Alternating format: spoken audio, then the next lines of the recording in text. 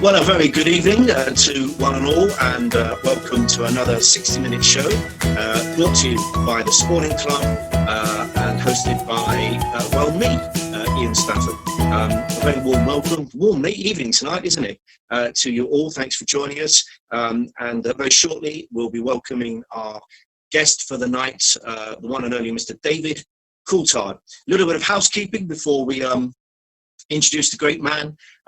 Big thanks, as always, to our programme sponsors of the 60-minute show. They are namely Sedulu, Fanatics,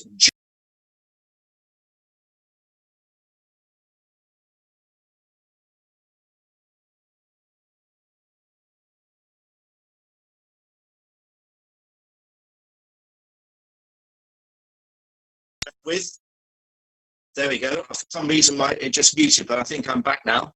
I was thanking the sponsors, Source One, Jura, IPS, Vinex, Fanatics, and Sedulu. So thanks a lot for that. You should know that on Thursday night we have our sports quiz with the stars, and our star co-host of the quiz on Thursday night, 8:30 to 9:30, is Mr. David Gower, the England cricket legend, of course. And next Tuesday night, same time as tonight, 8 o'clock. Well, we're a little bit late tonight. Our star guest is Mr. Phil Tufnell. But let's not waste any more time. Let's introduce our star for tonight. He is, of course, he's had a stellar career in motor racing. He won 13 Grand Prix, 62 podiums, 535 career points, 12 pole positions, 18 fastest laps, won the British Grand Prix twice, won the Monaco Grand Prix twice, and he had a very successful career in Formula One.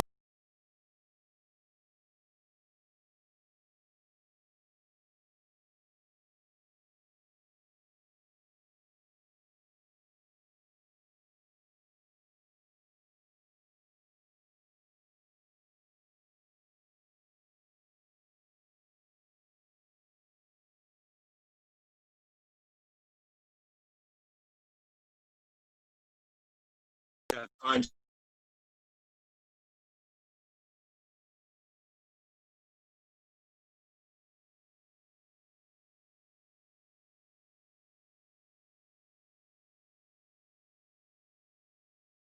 okay. Are you there, Mr. David Coulthard? Is DC there? Hopefully he is. Here he is. Here he is. Can you see me, David? Bloody hell, Ian. You take your time, son. Yeah, sorry about that. That's a nice way to start a show, isn't it? What a lovely intro that is. Well, you know, mate, you know that sport, the lights go out or the whistle gets blown, and if you ain't on the pitch or you're not on the track, you've missed it. So, all right. Don't start. We had a minor tech issue. Okay, so mate, the car didn't start. You sound like a sportsman. You've got all the excuses. The car didn't start. We're at the back, but anybody decent will drive through the cars. Don't worry about it. Okay. Anyway. Before we, thanks for joining us, first of all. Secondly, before we talk about your career and everything, very quickly, you are an ambassador for Wings for Life. Anybody watching tonight, and there's quite a few of them, do please check out Wings for Life, www.wingsforlife.com, and the donate page. David, what is Wings for Life, please? Wings for Life is aiding research to find a cure for spinal cord injuries. So the whole foundation is entirely funded by a private individual. So, and I'm not bashing up on any other foundations and charities out there, where, of course, operational costs are taken out of a lot of donations, and then what's left over goes into the research. Basically, 100% of the donations and fundraising monies go into trying to find a cure in our lifetime. And as you well know, Ian, from our days back in Formula One, my career was aided greatly by Sir Frank Williams, and to have spent 3 years as test driver there, 2 years as race driver over those early years of my career, to see how he has overcome the adversity of a spinal cord injury. And of course, he had the means to have the medical support team round about him to then continue to lead that team to World Championship success. Many people are not so lucky, and that's why it's really important that we find a cure. Okay, so www.wingsforlife.com and then find the donate page, everybody, and I'll repeat it again at the end of the show. Now, before we talk about your career, it's been a funny old few weeks and months, hasn't it, David? How's lockdown be for you? It's been actually fine. I think my friends and family expected me to struggle because, of course, you don't see yourself as other people see you. You know, you see yourself, Ian, as a completely sane and rational individual, and everyone else sees you as something different. Likewise, I see myself as a sane and rational individual. But people thought that I would struggle to not be chasing opportunity and generally putting time and energy into running around the world like I have, first of all as a sports person and now in business and in sports commentary and what have you. But I think the fact that I'm essentially a village boy, and if you're a village boy growing up where I did in the southwest of Scotland, you get very used to in your formative years making do with walking in the forest or staring at the sky, because there wasn't a great deal to do where I grew up. So I think it would be tougher if you were a city boy or girl, because you'd be so used to so much,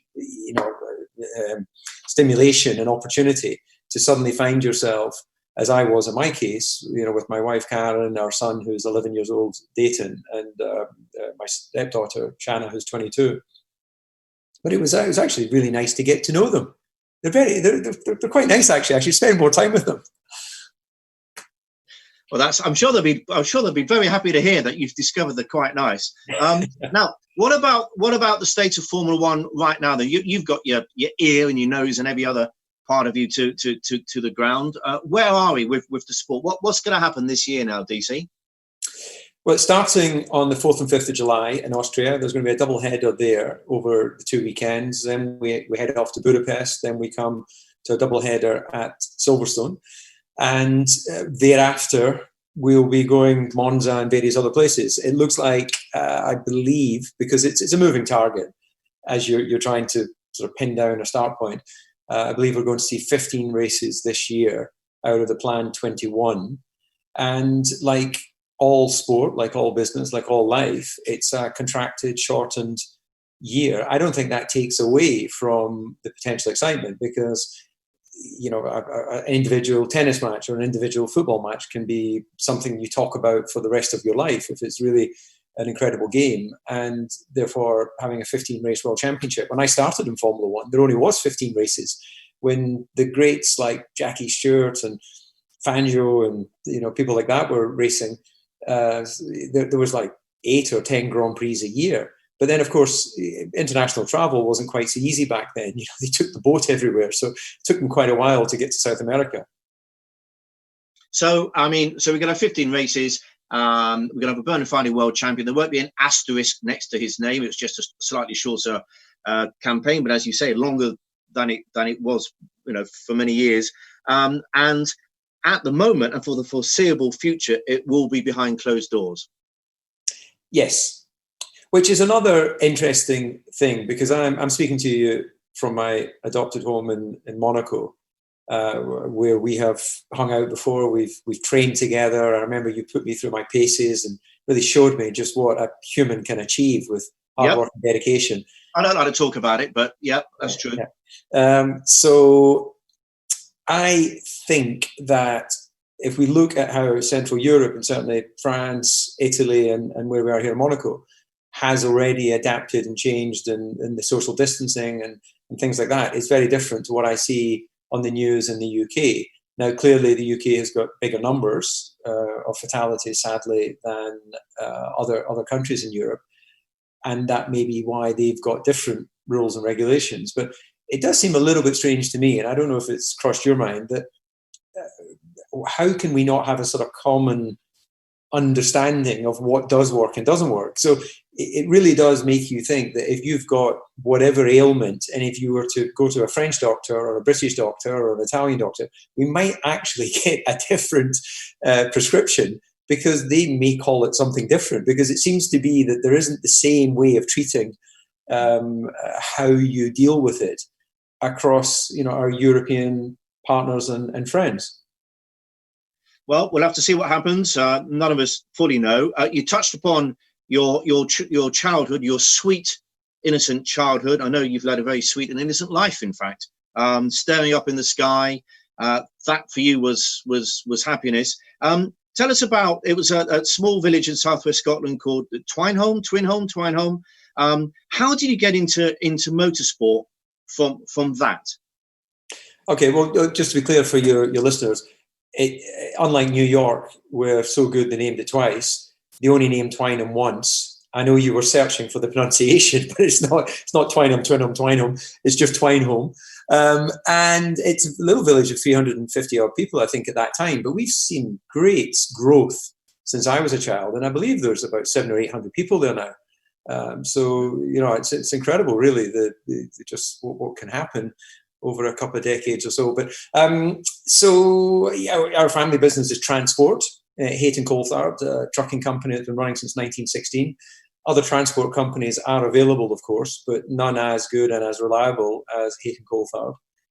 Check it out. And that sort of served as a link to the rest of the UK. So although we were growing up there and going to school in a place called Kirkcudbright, which is right on the coast, 3 miles from where I grew up, we were connected very much to, through all the different customers like Tufnell Sugar or Highland Spring or whoever, Eternit Building Products.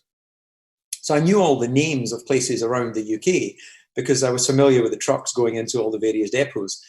But it was my curiosity to discover the rest of Britain and foreigners. I was very curious about foreigners. And initially that was going as far as Carlisle, because of course you crossed the border and then could shake hands with an Englishman, and then to go into France or Italy or whatever. And racing was an opportunity for me to meet foreigners and find out that we're not so different. And, we may have different language and we may have different backgrounds, religions, whatever it happens to be, but we can be brought together through sport. And I always loved that. And that's the greatest thing that sport has brought me, is this wonderful world education. I wouldn't say I was a sort of generalist at school, leaving with 8 O-levels and a higher. I'm not sure what that equivalent is in England. But I think that this university of life and this world university that sport's given me has just been fantastic. Yeah. Talk to us about, because we've talked about this before, and I think it's a really nice story, because,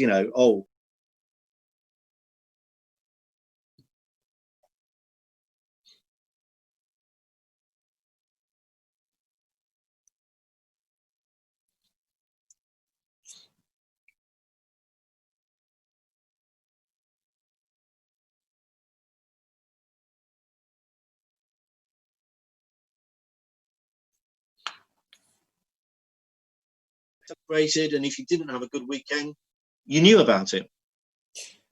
Sadly, technology kicked in there, and the first thing I heard was, we've talked about this before, and the last thing I heard was, if you didn't have a good weekend, you knew about it.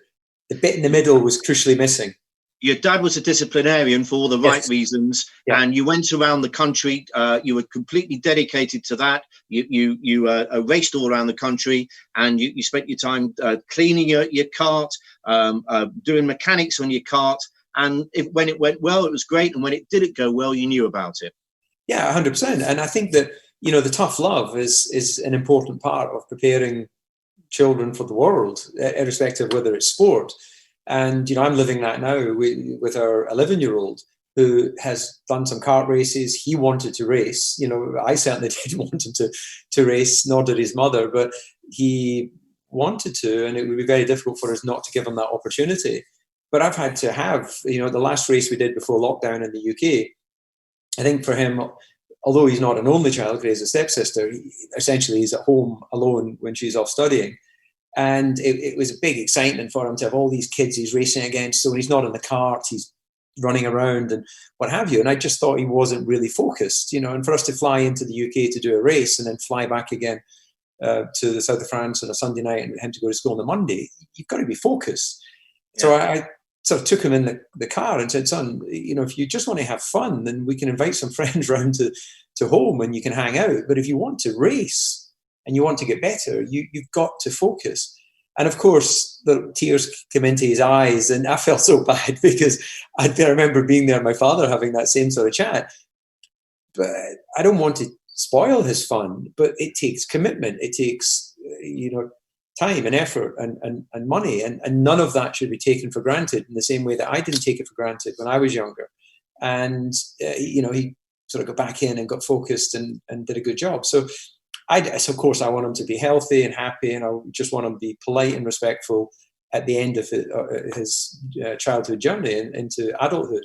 And if racing becomes part of his life, wonderful. If other sport becomes part of his life, I think it's a great discipline to understand that you can't win all the time. Even the greatest sports people, maybe in boxing, it's slightly different because you really want to win all the time. But in soccer or football or tennis or motor racing, if I take Formula One, the great Michael Schumacher entered 300 odd Grand Prix and he only won 90 something of them. It was an incredible strike rate, but it shows he lost more than he won. And it's a great lesson in life that you just can't front up and win everything. Yeah. So before we talk about actually getting into Formula One and racing for Williams, just briefly, because we've got a lot to get through, just briefly tell us about your journey from, being given a kart to sitting in a Formula One car. I mean, that's a long way to go, isn't it? And most fall by the wayside. Yeah, it is. But my father had raced karts until he was 14 and had won the Scottish karting championship. And his father passed away when he was 14. So he lost the opportunity to keep going because his mother didn't want to support him or couldn't support him in racing. But he always had this passion. At 14, you're, I guess, youngish man. And,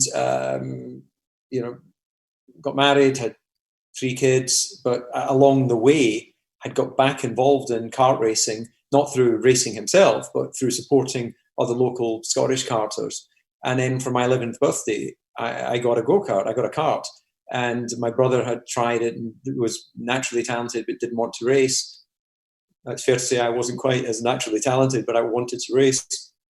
And my sister, 6 years younger, was I think the best of the 3 of us. But sadly for her, my career at 17, 18, getting picked up by Jackie Stewart, Paul Stewart Racing, and the opportunity to become a real reality of being a professional meant that all the focus went on me, and she lost that opportunity.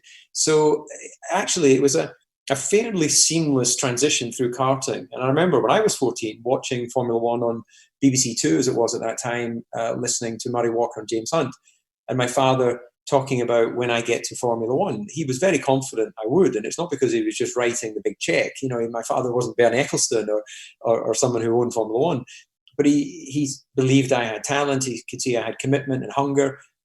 And why not? Why not me? Why not whoever's watching this show who's young and has talent and belief? And of course you need luck, and of course you need opportunity. But you need to have the motivation. You've got to have, I wouldn't say at that age I believed I'd be a Grand Prix driver. Absolutely not. But when I won an award when I was in my first year in car racing to drive a McLaren Formula One car when I was 19, it no longer was a fantasy or a dream what a Grand Prix car was. It was a reality. It was just a car. Now, of course, it was pretty quick. It was the McLaren V12 that Senna and Berger had been driving. But it's just a car. And once you realize, and I'm sure it's the same when a 17-year-old goes on to play, first team football, it's a very different environment being surrounded by all those grown men. But if he's got skill and he's got talent, or she's got skill and she's got talent, you've got to get on and let that shine through. And if you're good enough, you're old enough. And if you're good enough, you're not too old.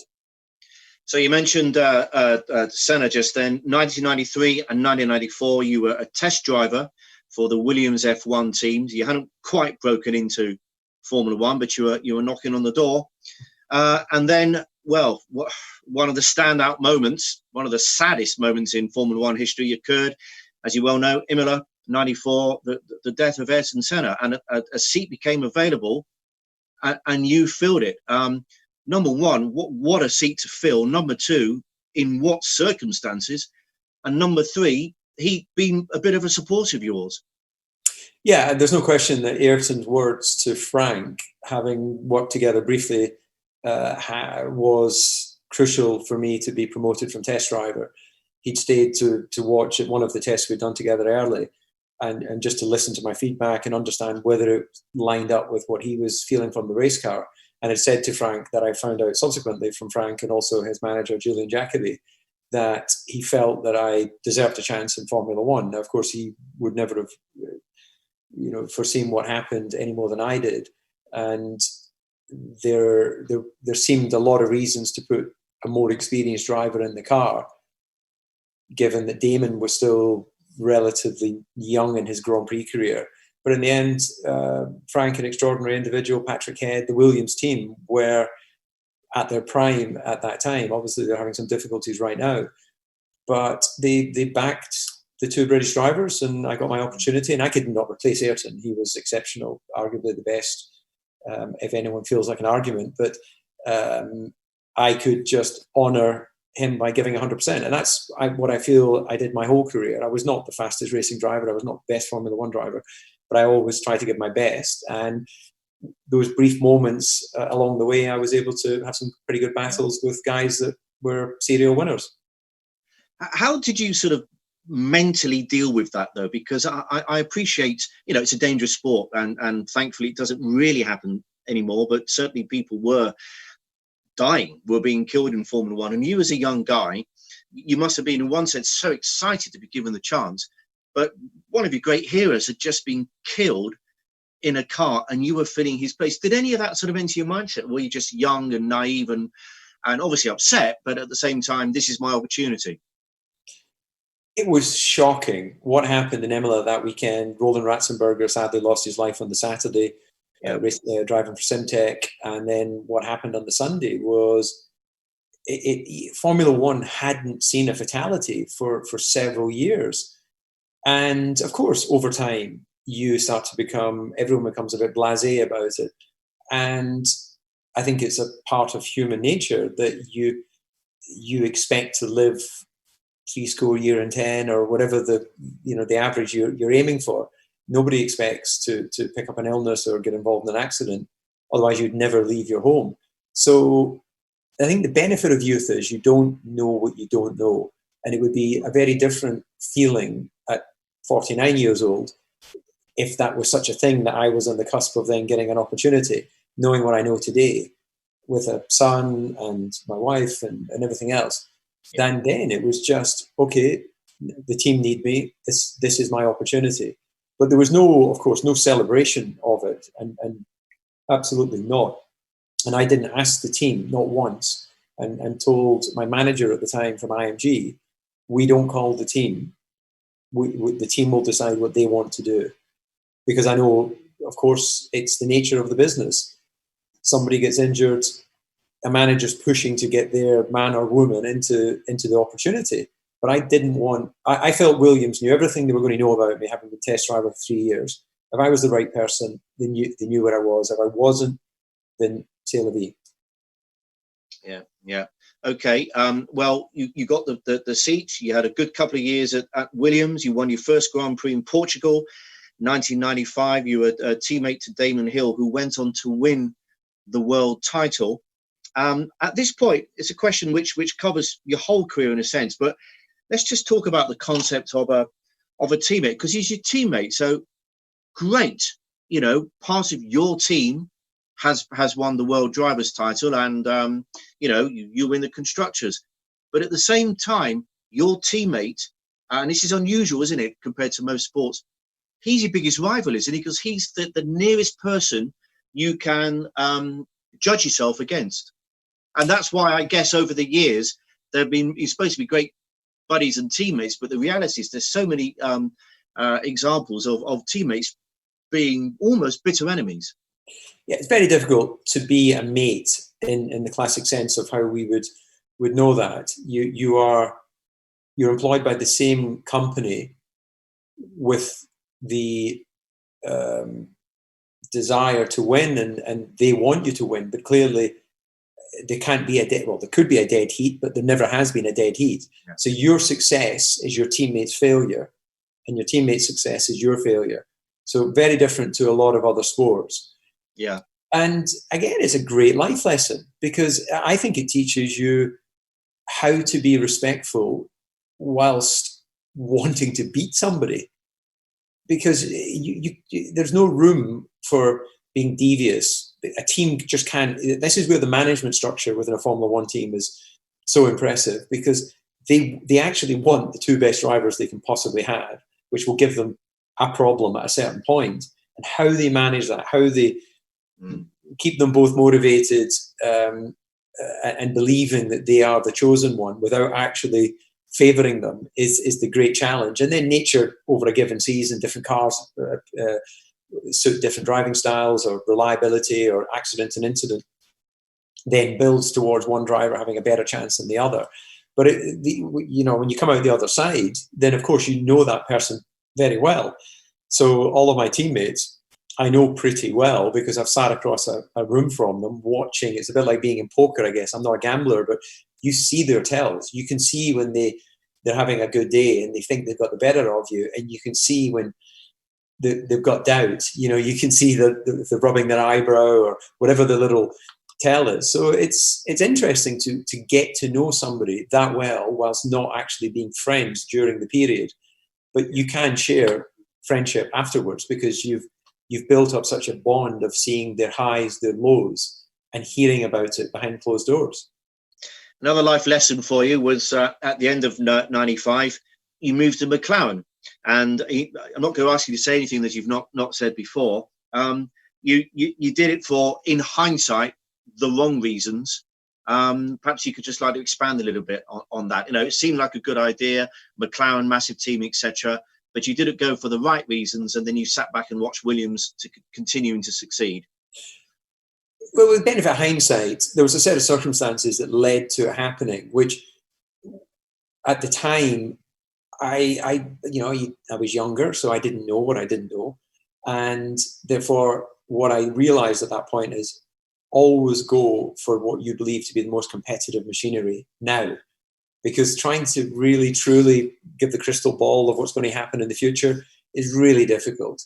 And of course, when things come right, when you've put time and effort into something, then if everyone's aligned and people work together as a true team, then you do expect to see progress. But the Williams was the car at that time. And long story short, 95, I did the full season, because you remember in 94, I shared the car with Nigel Mansell before I got the full drive for 95. But when I went to sign the contract for 95, at the end of 94, we had, when I say we, my management company, IMG, myself and Frank Williams had agreed a 2-year contract, 95, 96. I turned up to sign a 2-year contract at the Williams factory, and the lawyer gets the papers out. It was a chap called Peter Goodman from St Albans. I actually did some work experience there when I was a test driver. It was quite interesting to work in not that I was wanting to be a lawyer, but it was just something to fill your time and understand a little bit about contractual issues and what have you. It gave me an opportunity as well to discreetly read the contracts of existing Formula One drivers and understand a little bit what you could get in your contract. But that's another story. And they pulled out the papers, and Frank said, I've changed my mind. I don't want to do a 2-year contract. Damon's pissing me off in a negotiation. I want to do a 1-year contract. So my manager and I went into Frank's secretary's office, called Ron Dennis at McLaren, who'd been courting us to drive for him, and said, we can be available for 96. And he said, come to McLaren and we'll get a deal done for 96, 97. So we go back in, sign the 1-year contract for Williams for 95, drive to Woking and sign a 2-year contract for 96, 97. And then it was 23rd of December or something. I then jump in the car and drive back up to Scotland for Christmas and explain to my mother and father the good news, I've got a 3-year contract in Formula One. Bizarre news, 1 year for Williams and 2 years for McLaren. And then the following year, halfway through the year, Frank then served notice to challenge the contract, because he decided that he wanted me for 96, but we'd already signed for McLaren. So we had to go through a contract recognition board, which is a group that's set up to administer any legal disputes between teams and drivers. and they found in favour of the McLaren contract from 96, 97. So I finished out the year for 95, went to McLaren for 96, much bigger package, more financial rewards. But I went from leading the last Grand Prix of 95 in Adelaide to being 13th on the grid 3 months later for the first Grand Prix of Melbourne. It just so happened it was, end of season, beginning of season Australian Grand Prix. And the penny dropped that I had lost performance. In the 96 year, I didn't win a Grand Prix. I won again 2 races in 97. And then, we had wins every year for a few years. But it was the penny drop of never, ever give up in performance. But in reality, I didn't really have a choice, because I could have just done the 1 year contract and hoped for the best. But that seemed quite risky and quite volatile. So it seemed, being the conservative Scotsman that I am, I thought banking a 3 year contract was the best security for my future. And of course, Williams won, I think, Jacques Villeneuve the following year, didn't they? Whilst you were at McLaren. Now, we're going to talk about some of your wins in a moment. One other point, which I know, hopefully you've let it go now, but you being the competitor you are, you probably haven't. Well, you had a challenging time at McLaren. You had a lot of success. You won a lot of Grand Prix. You got a second in the Drivers' Championship. You got a third. You were always there or thereabouts. But like most drivers, it wasn't easy going with Ron Dennis sometimes. And I know there was a particular moment, was it there, in the Australian Grand Prix when you had to pull over to let your teammate through, Mika Hakkinen. Team orders. I don't know whether they were officially allowed in those days or not. But anyway, for a guy who wants to win races, that was hard. That was hard to do. And over the years, you've said to me, you regret it now, but it happened, and it is what it is. Yeah, it is what it is. Is a good name for a book, which is actually what I called my first book. Really? Is it still available in all good bookshops? I think it's sold out, and the print machines couldn't handle the churning. Yeah.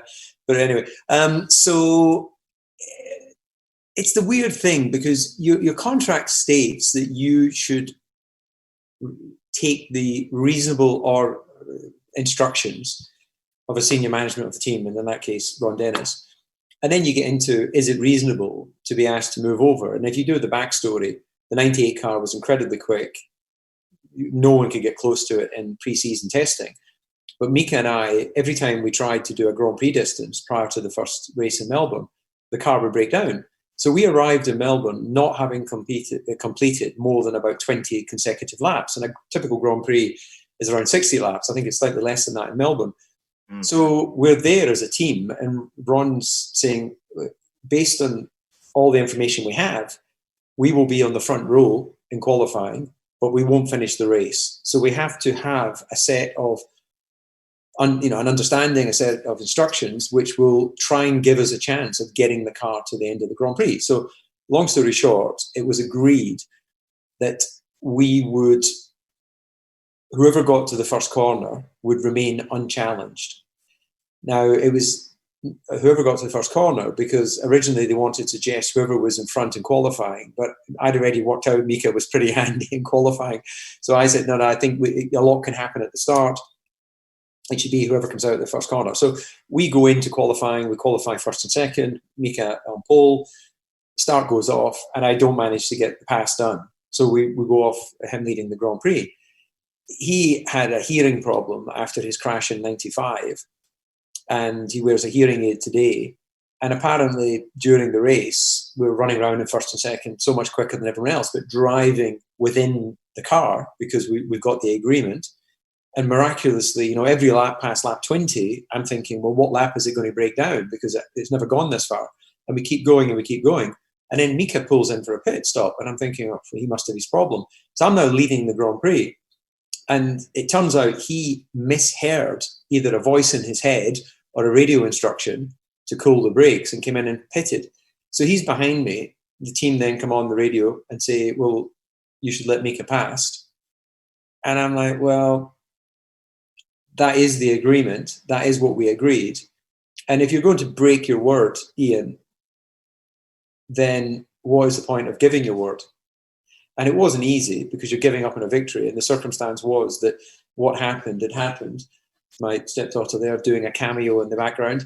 And with all that information to hand, I did what I thought was the right and honourable thing, which is letting my teammate back pass, but I did it in front of the pits in clear view of everyone, which I remember Ron saying, why did you make it look so obvious?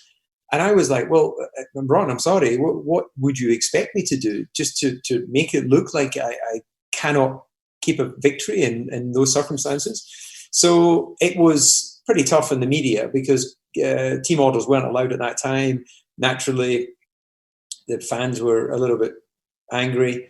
And I don't think the sports betting on motor racing was really such a big thing at that time, but it was certainly getting bigger. So there was consequence for those who had bet on the cars, finishing in a certain order. So it was a little bit ugly afterwards, and it set a tone, I guess, for that. You would follow an instruction, but I don't regret it in terms of if we make an agreement, you stick to the agreement. But of course, it's a victory that I don't have, and it might have been a momentum that carried me to I finished second in the World Championship. Only I remember that. Possibly my mum and dad. Yeah. It would have been nice, of course, to win a World Championship. But then, on the other hand, I believe you enter sport, and in my case, I entered to find out where I ranked and how good or bad I was. And if second to Schumacher was the best I could do, then I can sleep with that. Well, if it makes you feel any happier, I also remember you finishing second. So that's 4 people at least who remember that. Okay. Talking about wins, though, 1990 he won the British Grand Prix, 2000 he won the British Grand Prix and Monaco, and then he went on to win Monaco again, I think, in 2002. Now, for you, obviously when you win British Grand Prix, we like to call you British, obviously not Scottish. For you, if you were only going to win 2 races in the whole circuit, are those the 2, Britain and Monaco, and why?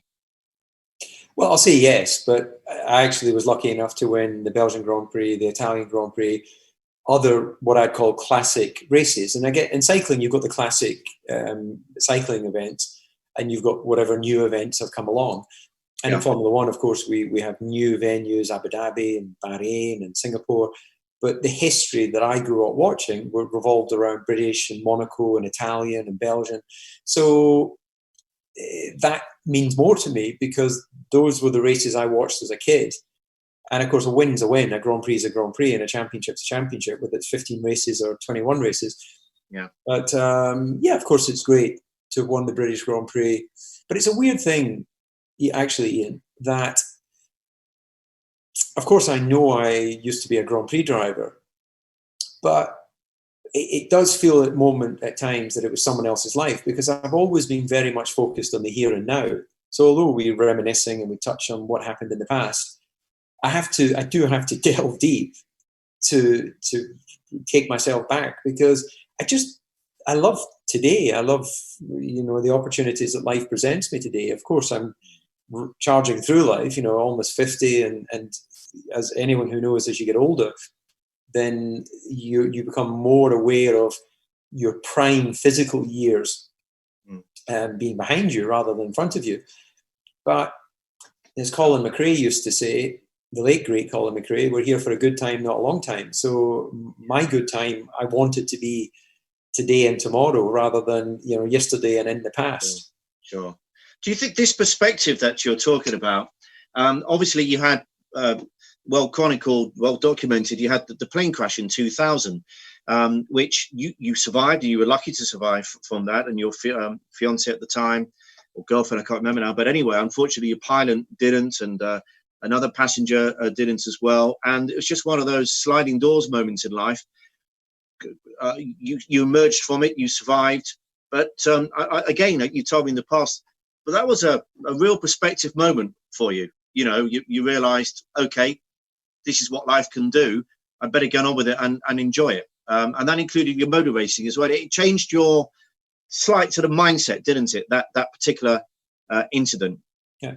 Well, obviously I can't speak for everybody, but I think it would be accepted as a generalization that we as human beings can take things for granted.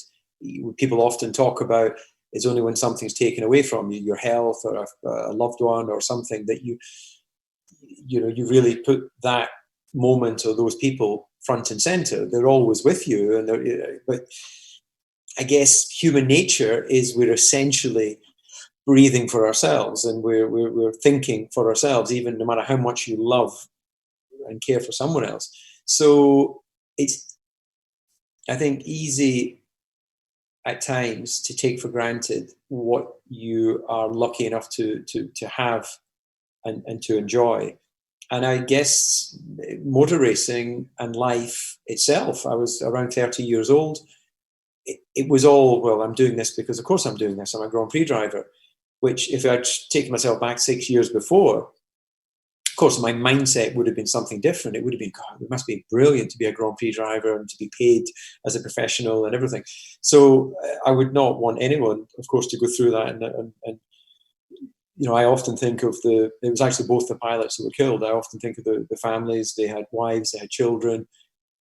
Their lives changed, you know, unrecognizable to what they'd lived in the past. And I raced that following weekend in Barcelona. So it seemed that my life was continuing as is, but I had changed. I was different. You know, the crash happened in Lyon.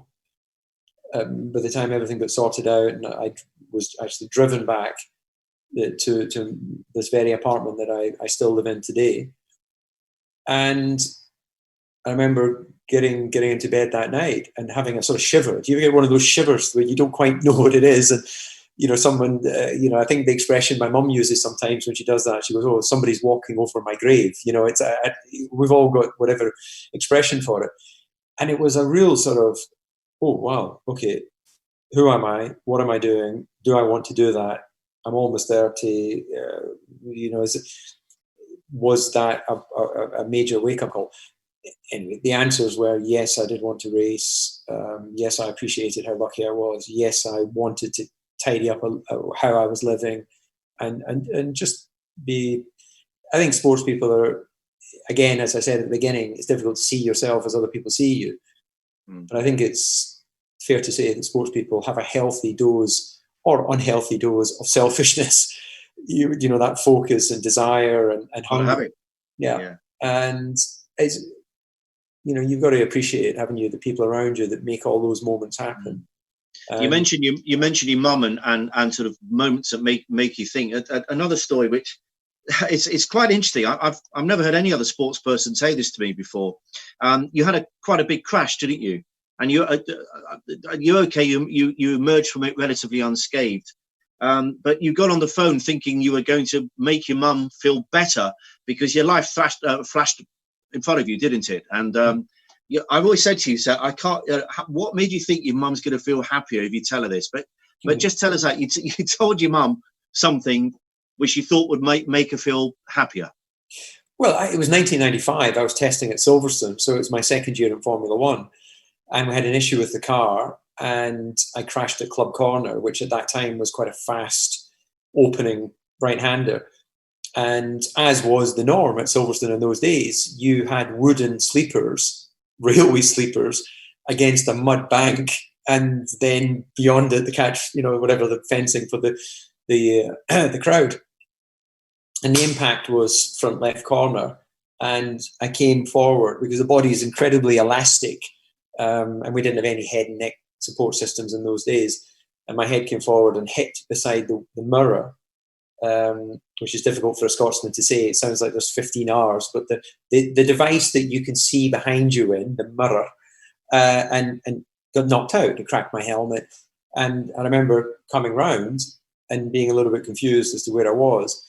And the instinctive racer thought, oh, the medical officer will come, or the doctor, and he'll ask me my name, what day it is, and what time it is. So I used to wear a watch in the car, not because I needed to know the time in the car, but I had multiple alarms. So I used to, rather than having to remember what time to do things, I set multiple alarms to just, okay, do your warm up, okay, get in the car, have lunch, whatever, just so I didn't have to remember anything. I remember looking at my watch and it was 10:10 and thinking, well, that's strange. Silverstone testing started at 10 o'clock in those days. In my mind, I thought I'd been testing for several laps, but it actually happened on the second lap of morning testing.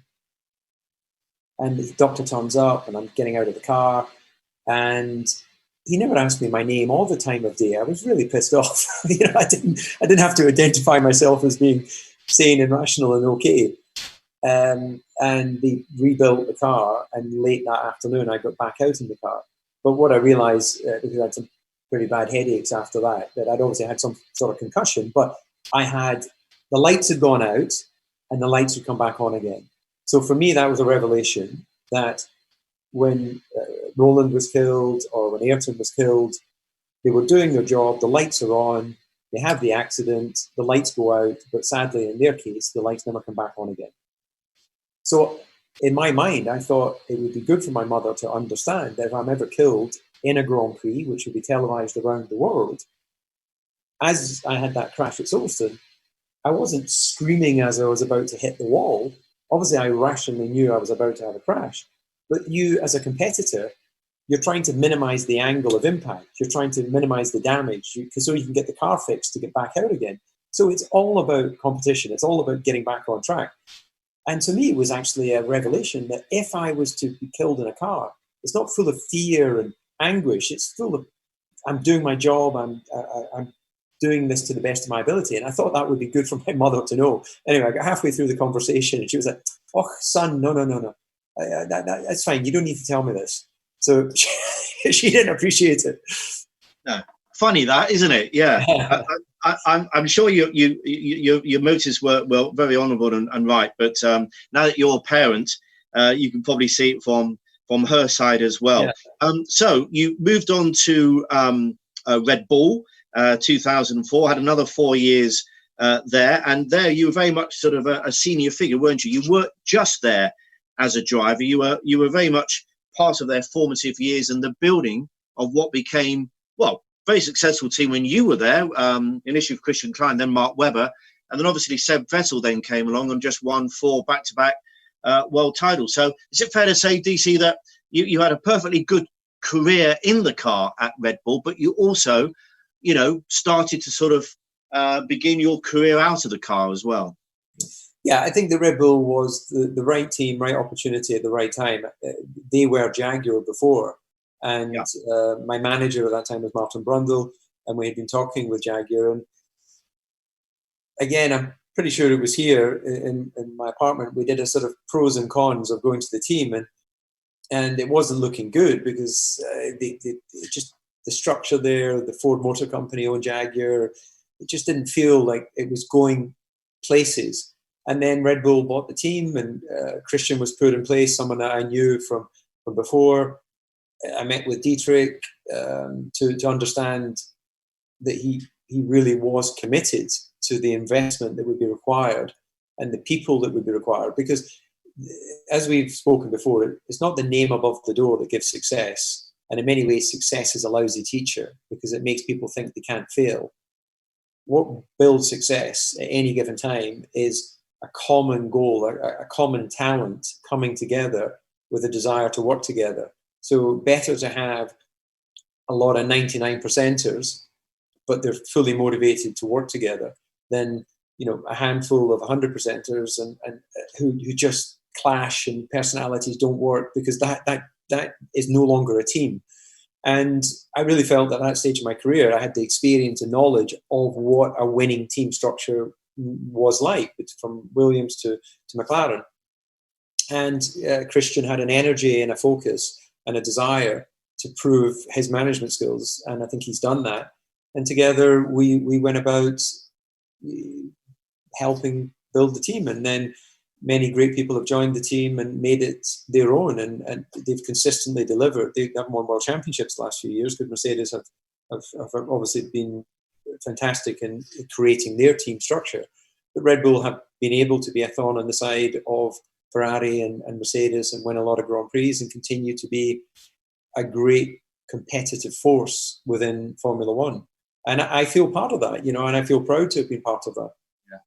So when I read out your F1 career, 13 wins, 62 podiums, 535 career points, 12 pole positions, 18 fastest laps. Are you the greatest Formula One driver in the history of the sport? No. But would you have, when you were, 18 years old, 19, 20 years old, and said, that's your lot, would you have grabbed it with both hands, or would you have said, it's all right? I don't think I would have grabbed it with both hands, because I don't think having had that offered to me as a scenario, I think I've always been a realist. That would seem a bit too much like fantasy. You know, my grandmother used to say, dreaming is what you do when you sleep. Achieving is what you do when you work. So I don't want to take anyone's dreams away, because of course I had desire, I had a focus, but I think and it's only a word. Dream versus desire, it's just words, and it can mean whatever it means to people. But I guess you become influenced by people around you respect. So I never really was a dreamer. I feel I was always a realist, which if I work towards a certain goal and if I present myself in a good way, maybe I'll be given a chance. And if I don't, be happy with what you have. And you know, my brother runs the family transport business. He has his lovely wife Monica and his 3 children. And he's a happy man. You know, of course, I can't see deep inside his soul, but he seems like a happy man. And he's never been anywhere near sport or Grand Prix racing and everything. So it's a great reminder when you look around at your family that you don't need any of those things to be happy in life.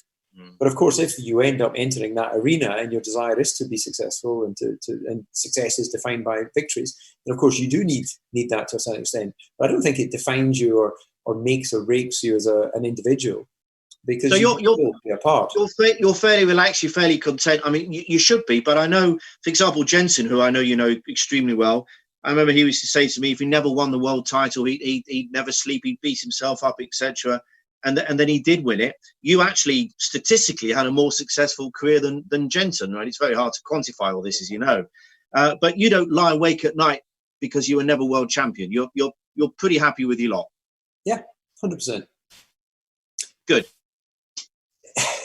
I did my best. I was given ample opportunity, and I never felt that I didn't try and be professional. Not try and be professional. I never felt that I never tried, and I believe I was always professional in what was expected of me. If I was expected to be somewhere at a certain time, I was there. What more can you do in life? I don't think anyone can be. You can't be disappointed in yourself if you do your best. You know, I don't want to seem like what you'd say to kids. Just do your best. But it's true. What more can we do in life? We're all different. We're all given different opportunities. Some people are born into great adversity and horrible scenarios. Because, you know, not to go overly sort of deep in this conversation, but you didn't choose to be born any more than I chose to be born. And nobody chooses to be born. We are, through other people's choices. And then the cards you're dealt and how you deal with them thereafter defines the journey. And some people get opportunity and some people don't. Some people let opportunities robbed from them horribly, cruelly, and what have you. So I think you just have to be balanced and appreciative, and that can make me happy. Yeah, good. Now, we've only got out of time, so very quickly, you've certainly enjoyed yourself since you got out of the car as well. You know, first with the BBC and then Channel 4 in terms of Formula One coverage. You're part of Whisper Films that now has, well, Whisper's doing tremendously well. They just obviously produced the Inside Monaco show, which has done so well. You do the F1, you're doing all sorts of other sports as well. So typically, you know, you're rolling up your sleeves, you're getting on with it, and you're leading a very full and busy life. Yeah, absolutely. And also Whisper TV, as we've renamed the company, as we go beyond the original. We were very sort of focused on brand and sport in the beginning, and recently taken an investment from Sony, previously Channel 4. We're part of the journey through their growth fund. So there's been some great companies that have supported Whisper. And my 2 partners, but primarily Sunil Patel, my partner, and who's the CEO of the business, is you know, it just so happens he runs that business. If he was running a Formula One team or any other sporting thing, he's that sort of Duracell bunny. Other batteries are available, but you know, he's that energy guy that's always sees opportunity, and it's a joy to be around and to work with people like that. And then Velocity, which my partner in Velocity, which it's an event, a live events company. So we deliver Trafalgar Square, Formula One Live, the one in Marseille. We just recently delivered an event for Lamborghini with their esports platform. So we're across lots of different live events. And my partner in that business is Guy Horner, which is Christian's brother. So still have the relationship with the Horners, and Guy, again, his hunger and focus. And this is the thing that I really enjoy, when I can partner with people that have got skills beyond my own and have got capabilities and passion and energy, like when I was working with Christian or Ron Dennis or Adrian Newey. You learn so much from these people because they have skills that I just don't have. But that's the wonderful thing about a technology sport like Formula One, because I can use engineering terms in conversation. Of course, I've got no idea what it really means, but if you hang around people talking like that long enough, then you pick up that terminology and you become the voice of the car. Yeah. And our son was karting the other on Sunday, and he was giving feedback to the mechanic. And so the mechanic made a change, and I asked him to explain to our son what change he made so he can build the database in his mind, what the kart was doing, what change was made, and what that felt like. Because those are the building blocks, the 10,000 hours, those are the building blocks, which whether it's Lewis Hamilton or it was Michael Schumacher who's racing, or Senna, all of them reference karting as their kind of happiest days, the freest days of the racing. Yeah. And it's karting where you have those building blocks.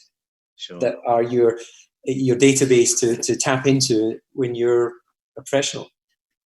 Just finally, DC, you mentioned some of the great drivers that you've raced against, or it's a typical pub argument, isn't it? Statistically, Michael Schumacher's the greatest, and obviously he must be close to being the greatest anyway. Some still say Ayrton Senna was the greatest, even though statistically he wasn't. Some go back further. Fangio, did it in those days without seatbelts, etc. It was crazy. Some may say your fellow Scot, Jimmy Clark. Lewis, let's not forget, is on 6 now. It's ridiculous. He's honing in on Michael. What's your sort of and it's a real general thing as well. The cars come into it, but anyway, for the fun of it, what's your sort of what's your list? Where would you sort of place people who to your mind is the greatest, and why? Good question, of which I don't have a good answer, because I haven't ever pieced together who that one person is. And I think the way you describe it, different eras, different cars and challenges. I actually personally don't think it matters whether they had seatbelts or no seatbelts, whether they had turbos and no turbos, wings, ground effect. I think driving's driving, and I think that the greats were great in a touring car. In the old days, they came up through touring cars or whatever it was, hill climbs, before they got to Formula One. Today they come karting straight into Formula One academies. And so I think that if you put all of the greats, your Fangios and your Sennas and Stewarts and whoever, Schumachers and Hamiltons, at their prime in the same car, they would all be in a whisker of each other. But simply anyone who's won multiple titles, in my mind, is exceptional, because to win one title, you can have the right car in the right situation. And I don't want to be disrespectful at all to Keke Rosberg, but the year he won his world title, he won one Grand Prix. Normally you would expect a world championship to be built more on consistency, not just on consistency, but being a serial winner. That's what it's. Your Sennas or your Hamiltons, your Schumachers are serial. They've got a lot of victories to their name. So that's how I would group them. You've got to have multiple titles, or to be in high double digit victories, to be one of those exceptionals. And then you can look in other sports, can't you? Whether it's Michael Jordan or Ronaldo or Pele or whatever the sport is, Federer. These guys. And girls, sorry, I didn't mention any ladies in that, the Williams sisters or whoever you want to pick. They just are serial winners, and somehow through adversity, through injury, through circumstance, find opportunity. And that's fantastic to see. It's inspirational. Yeah. Okay, good answer. You sat on the fence a bit there, but still. Well, who do you think? I actually don't know. Senna, Prost, Schumacher. I think a lot of people, motor racing people, will still go for Senna in the same way. I mean, this is a really bad analogy, but they'll say Ronnie O'Sullivan's the greatest snooker player, even though statistically he isn't, because he was the most talented. It's just a good pub debate, isn't it? There's no answer. There's no definitive answer to it. Maybe Lewis, if Lewis carries on for another 2-3 years, if he's got the appetite, maybe that would be the answer. Sure, absolutely. Well, it can be the definitive, the London Sporting Club definitive book of who was the greatest across all sports, and that would be an international bestseller. And you'll be doing these from your Caribbean hideaway. There we go. There we go. Right, have I just agreed to something? Am I going to find in the small print you've got 50% of this idea? All right, DC, well, listen, and finally then, even though it's been a very, very delayed season, we're about to get underway, as you know, which I'm sure you'll be very excited about. You never know, do you, until it starts, but does it all still point to Mercedes, and therefore does it all still point to Lewis? Well, benchmark is whoever won the championship last year, went to testing, they look pretty strong. I don't have crystal balls, so I can't tell you the future, but I think the safe money is Mercedes. But equally, no big regulation change,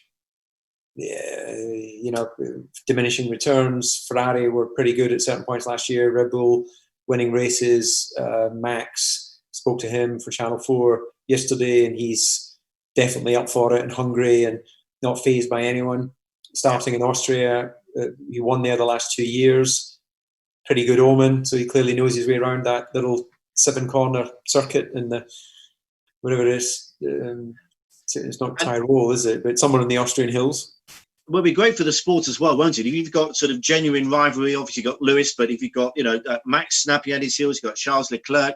There's some really exciting, I call them youngsters. They're young, but they're already winning races. So it's looking good. You don't want to see a procession, do you? It got like that occasion with Schumacher, didn't it? But hopefully you're going to see Lewis perhaps winning it, but winning it by a whisker. Yeah, that's the way to do it in the end, isn't it? You need a competitive season. People want to be entertained by sport. And of course, even if you're a Liverpool football fan, you've had a pretty dominant year. But the roller coaster of when it doesn't go right and when you don't win is part of the emotion of sport and the debate. And always been able to talk about how great you are just because you've won another football match, another Grand Prix. Over time, people, of course, take it for granted. And usually that's why the cycles are there in sports, because people get itchy feet and headhunted to go somewhere else, or they naturally lose the energy because, of course, it takes a lot out, a lot of commitment. And maybe this lockdown will make a lot of people realize they're quite comfortable at home and they really don't want to be, burning the midnight oil and putting in the effort anymore. Who knows? Maybe it's makes some people even hungrier.